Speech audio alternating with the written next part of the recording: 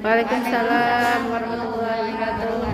Kami dari kelompok 1 akan menjelaskan tentang bab fungsi penilaian kinerja. Yang berdasarkan satu, saya dari Resipi Semuanya. Yang kedua, dari kami Jawani. Yang ketiga, Sofa ini. Yang keempat, Adik Anda.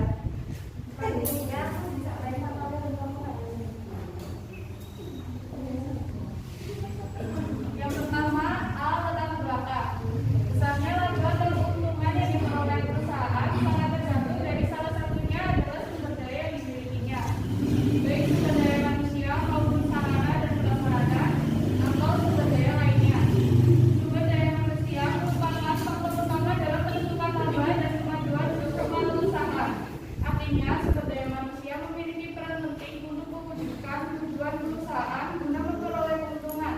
Maka tidak heran jika banyak perusahaan menempatkan sumber daya manusia sebagai aset utama perusahaan dan sangat bergantung kepada sumber daya manusia yang dimilikinya. Ada beberapa hal yang harus diketahui dalam melakukan penilaian kinerja pekerja, yaitu satu, mengukur kemampuan karyawan apakah sesuai kemampuan dengan target yang telah ditetapkan. Yang kedua, memperhatikan faktor lingkungan.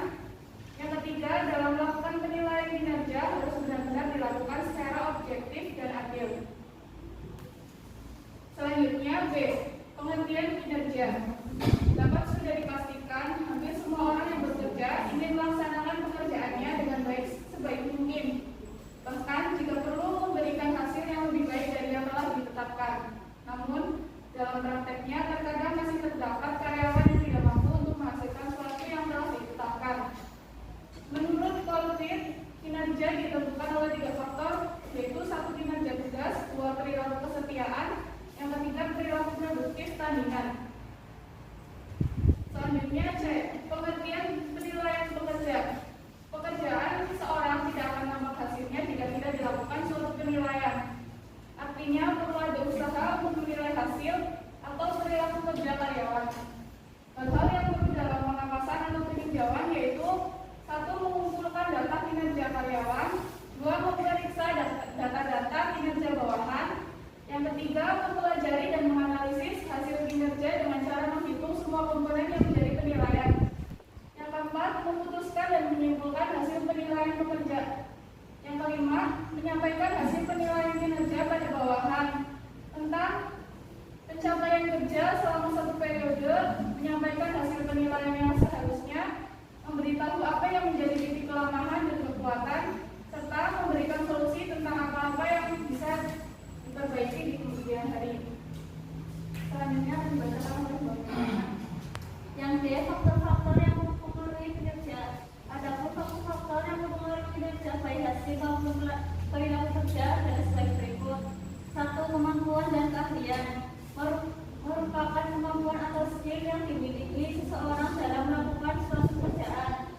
Semakin memiliki kemampuan dan keahlian akan dapat menyelesaikan pekerjaannya dengan benar, sesuai dengan yang ditetapkan. Artinya, karyawan yang memiliki kemampuan dan keahlian yang lebih baik, maka akan memberikan kinerja baik pula. Demikian pula sebaliknya bagi karyawan yang tidak memiliki kemampuan untuk menyelesaikan pekerjaannya secara benar, maka akan memberikan hasil yang kurang baik pula, yang pada akhirnya akan menunjukkan kinerja yang kurang baik. Dengan demikian, kemampuan dan keahlian akan mempengaruhi kinerja seorang. Yang kedua, pengetahuan. Maksudnya adalah pengetahuan tentang pekerjaan. Seseorang yang memiliki pengetahuan tentang pekerjaan secara baik akan memberikan hasil pekerjaan yang baik. Demikian pula sebaliknya.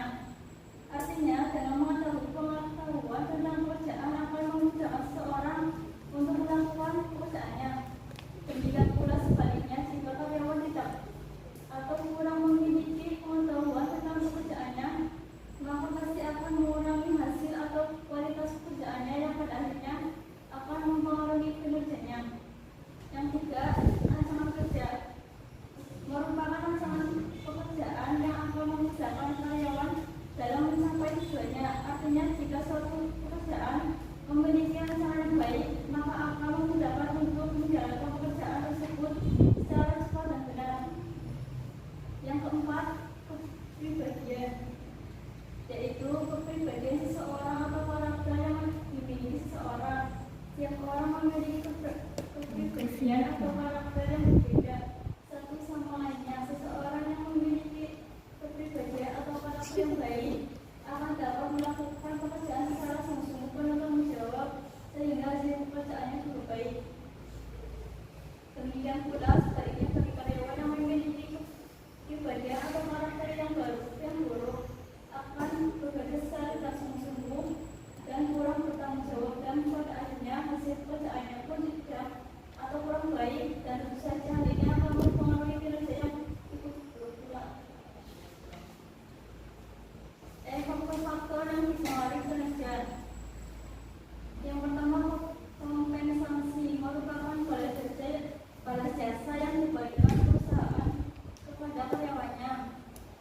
Karyawan yang memiliki kinerja yang baik tentu akan memperoleh balas jasa, misalnya dengan kenaikan gaji atau tunjangan lainnya.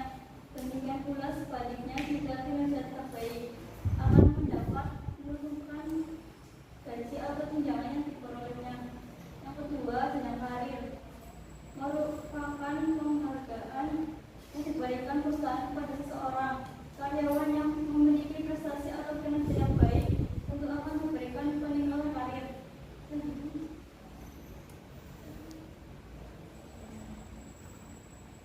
Selanjutnya akan dibacakan oleh Mas Andi.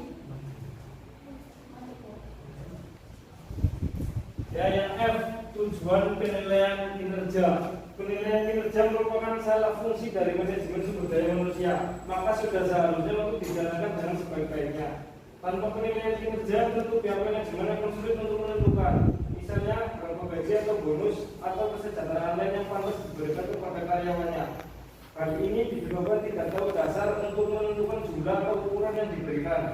Kesulitan lain adalah sulit untuk menentukan jabatan seseorang, dalam arti untuk menaikkan atau menurunkan jabatan. Bagi perusahaan, penilaian kerja memiliki beberapa tujuan, antara lain yaitu: 1. Untuk memperbaiki kualitas pekerjaan.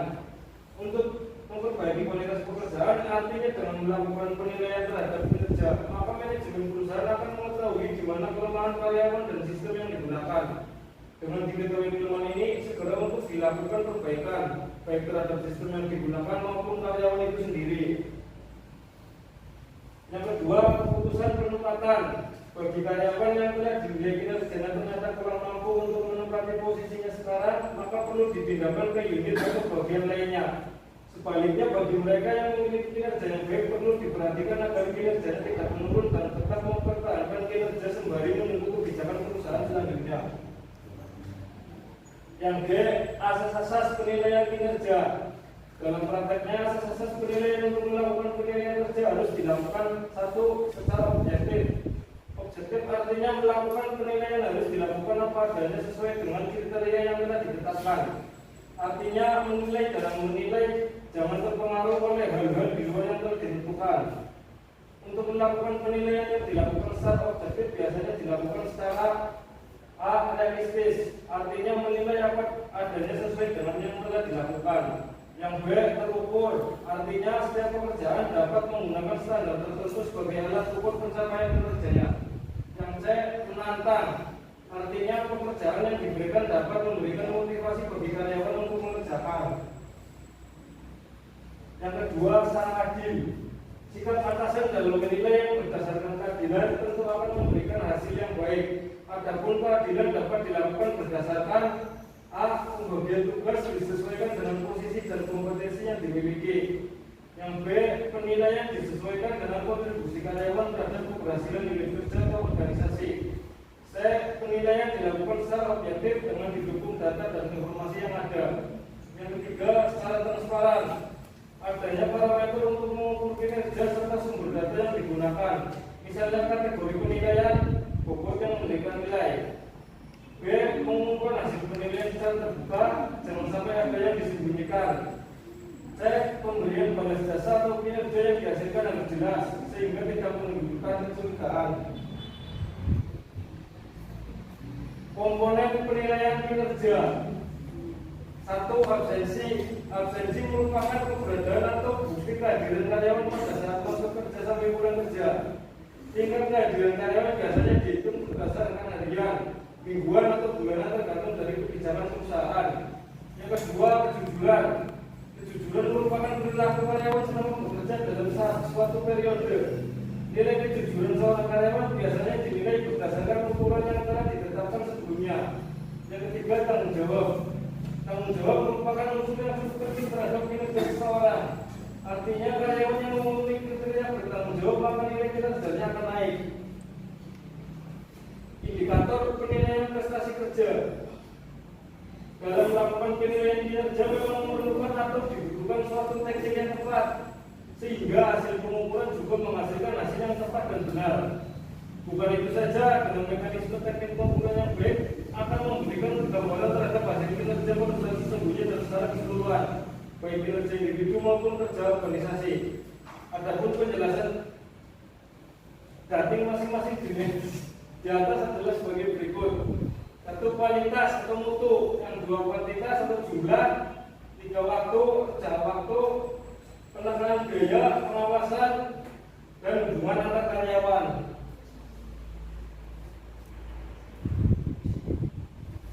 Kesalahan dan penilaian. Berikut ini beberapa kesalahan yang sering terjadi dalam penilaian kinerja karyawan, yaitu satu, kesamaan dan penilaian. Yang dua, bias, halo efek, hubungan jabatan, tujuan tersembunyi, penilaian rata-rata, pengaruh kesan terakhir, dan pengaruh tekanan.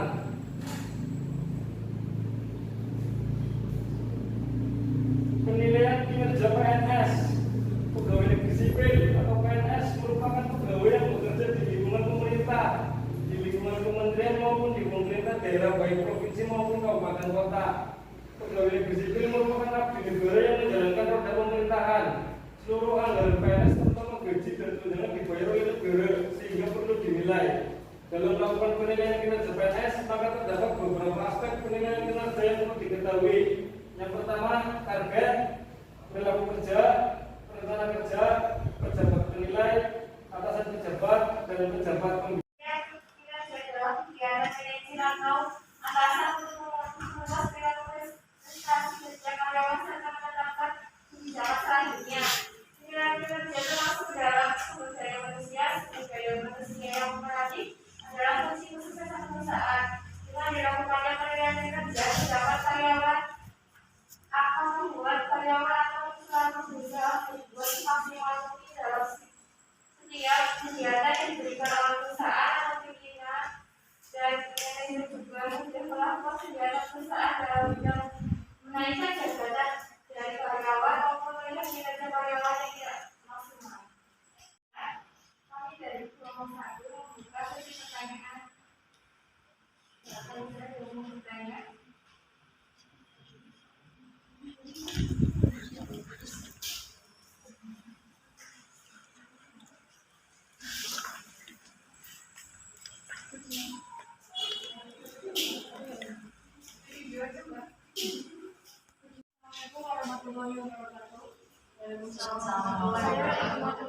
Bertanya, apa pengertian halo efek? Dari Garis Tamaya ingin bertanya, apakah evaluasi kinerja akan selalu memberikan hasil yang baik? Terima kasih. Sekian dari kami apabila ada kesalahan, mohon maaf. Assalamualaikum warahmatullahi wabarakatuh. Waalaikumsalam.